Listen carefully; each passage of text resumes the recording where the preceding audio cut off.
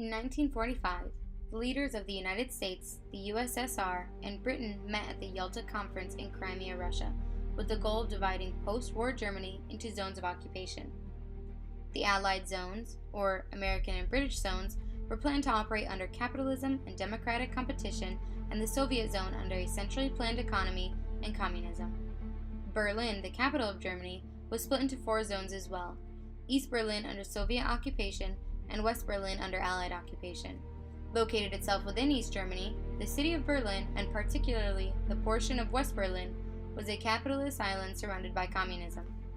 In 1945, the USSR, Britain, and the United States also convened the Potsdam Conference, which created the Allied Control Council, of whom the British and Americans later acknowledged France for their role in the war and reconstructed the Western occupation zones to include France.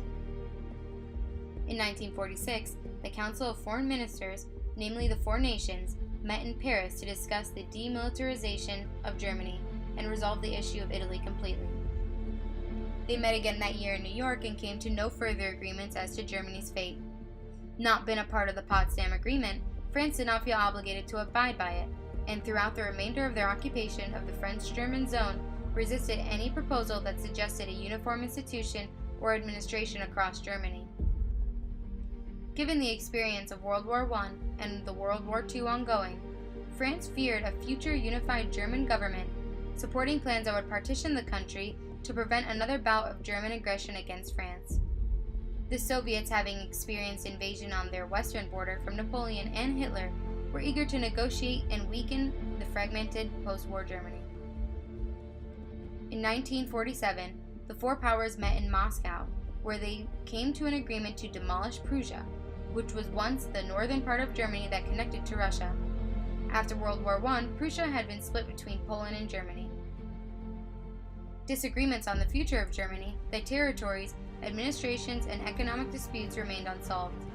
Following the conference, the United States announced the European Recovery Program, later known as the Marshall Plan. The Soviets then announced the Communiform, Communist Information Forum, which consisted of 9 communist parties, including French, Italian, Soviet, and other Eastern European. On January 1, 1947, after disagreements regarding economic collaborations between the zones had been resisted by the Soviets for so long, the United States and United Kingdom merged to form the Bizone. The Bizone was a merger of 2 previously independently occupied zones of Germany. They met again in 1947 in London.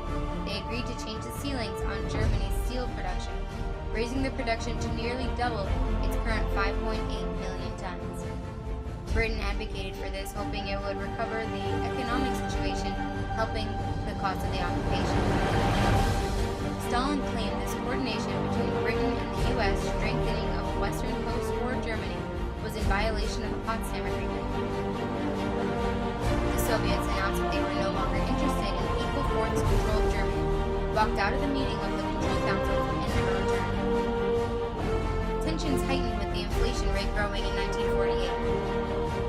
The Allied occupation zones introduced a new currency, a Duschmark, to West Germany, but not West Berlin.